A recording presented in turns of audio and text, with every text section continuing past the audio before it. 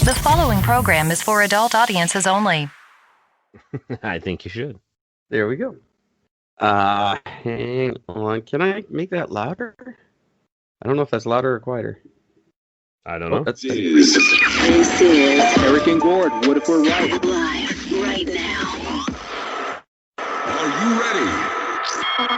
Find and like us on Facebook. Follow us on Instagram. Hi there. Happy Sunday. January the 10th, 2021, and I'm Eric, talking at you from Kelowna, British Columbia, Canada. And tonight's episode is brought to you by OCDC, the insanely accurate AC/DC tribute band.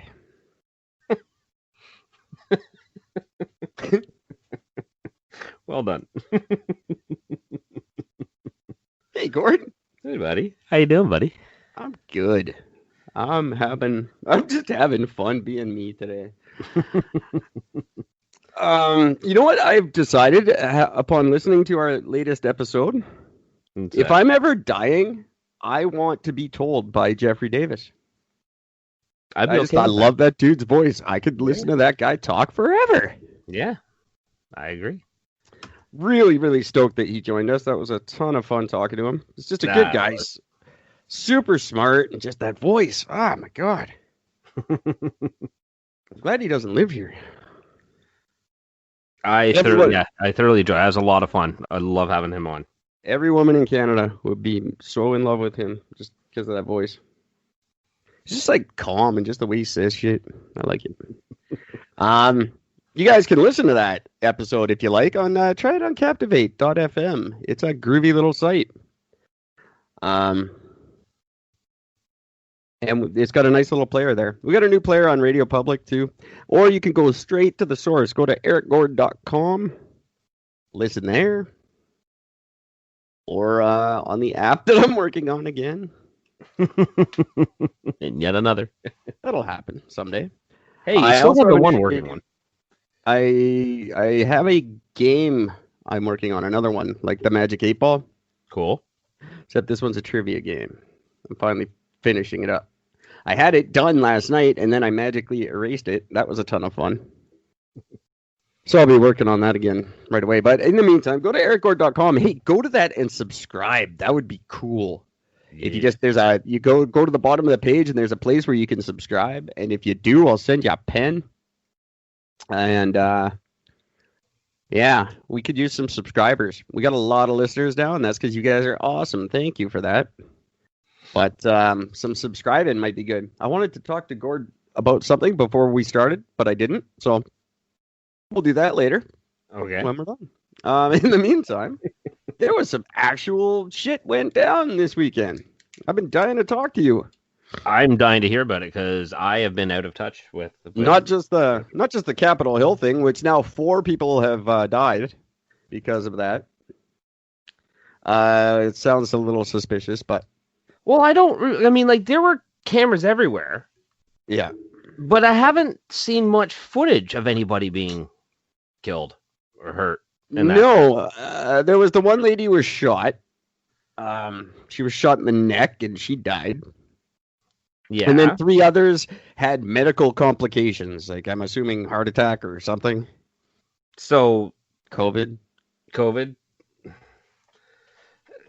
So even literally the only clip I've seen so far of it is the one chick who walks by and she's carrying an onion in her hand in a towel. And she's like crying and sniffling. And she walks by and said, "Hey, what happened?" She goes, "I was maced in the face." Well, what happened? She goes, like, well, why'd that happen to her? She goes, well, like, why are you here? She said, well, we're here to storm Parliament Hill and they maced me in the face. And why did you come all the way out here? Because it's a revolution. And then just walked away. I'm like, you wiped your face with an onion. She just rubbed it. Yeah. She just rubbed it. Yeah, because she literally, as she's talking, she takes the towel and goes up what looks like she's dabbing her face, but you can clearly see she's holding something much larger than just a lump of towel in her hand. Yeah. There was also a lady there's a picture of a big, giant, redheaded dude grabbing this lady from behind and like carrying her off, and she's just been maced. And there's people are freaking out. This guy held this woman's arms while someone maced her and blah, blah, blah. And it turns out, no, it was actually the exact opposite of that. He had picked her up and rescued her from the crowd and was carrying her out to safety. See, and that's the thing I didn't understand, because they've been like literally. There's a thing I brought up here, and it literally says this is off of Al Jazeera timeline: the deadly Capitol Hill riots. Well, I'm like, well, wait a minute, like nobody fucking ever worded the fucking deadly shit in the buildings, but nobody ever said that was a bad thing that's been going on for 6 months straight. But this was deadly. well, yeah. Did anybody actually? I mean, I'm still trying to figure out if somebody actually died from something from it, or if it wasn't just because, like you said. Yes, the lady got shot in the neck and died. I Did just she? told you. Because again, Yes. you told me that. Congratulations, but I have yet to see anything about it. Okay, well, she died. All you're getting is word of people saying that some woman died. Well, if I'm saying it, you can trust that she did. She died in the hospital. She was shot in the neck. She was a war veteran, 14-year military background. Ironic. Was she one of the security there? Like, was she one of the people? No, she was just there. Was she part of it? Was she not part of it? What was like? I can't ask her. No. I don't know, just none of it seems real. None of it just seems real. I don't get it. It doesn't match up. Nothing seems to really match up with anything. Like if this actually there'd be footage of it somewhere, but yet zero footage has been released. Well, not It zero. just makes no sense.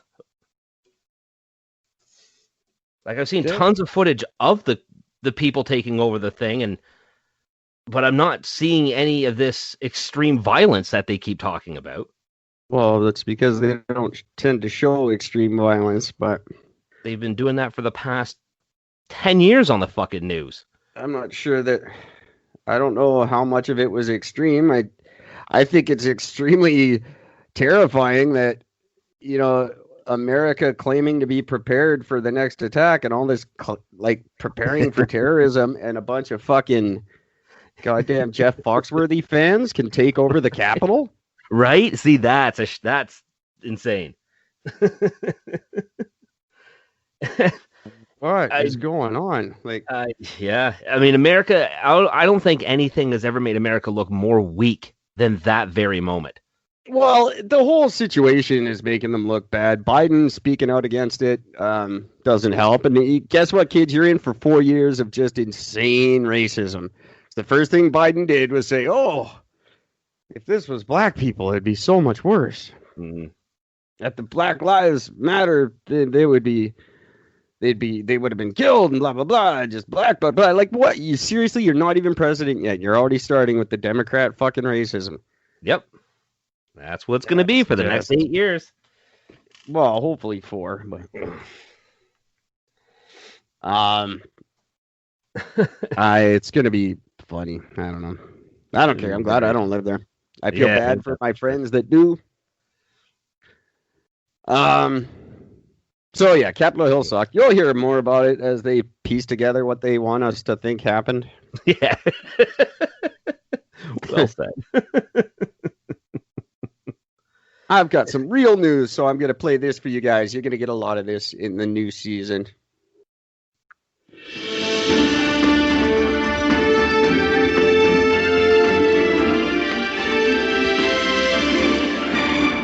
Oh, breaking news. Oh, cool.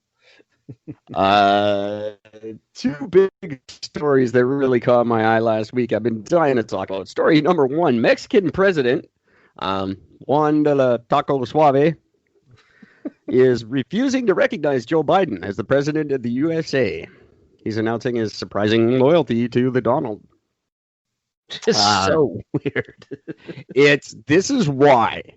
There's a guy, he's like the head of the Mexican version of like the FDA. Mm-hmm. And he was arrested in California on charges of taking bribes from drug cartels and essentially working for the cartels and not the Mexican police. He was quickly arrested and then released by the Trump government and flown back to Mexico and not charged with anything. And that's weird because they had a lot of evidence against him. But he walked free. And then all of a sudden, the Mexican president and Donald Trump were besties. And that led to, obviously, some very favorable trade talks with Mexico, much more favorable than Canada had in those negotiations. Yeah. And just this weird friendship that shouldn't be happening because he's a very right-wing dude. Left wing, yeah. He's a very left-wing guy, and he shouldn't like the Trump, but he does. And Trump responded by saying that the two are planning a small COVID-free wedding this summer.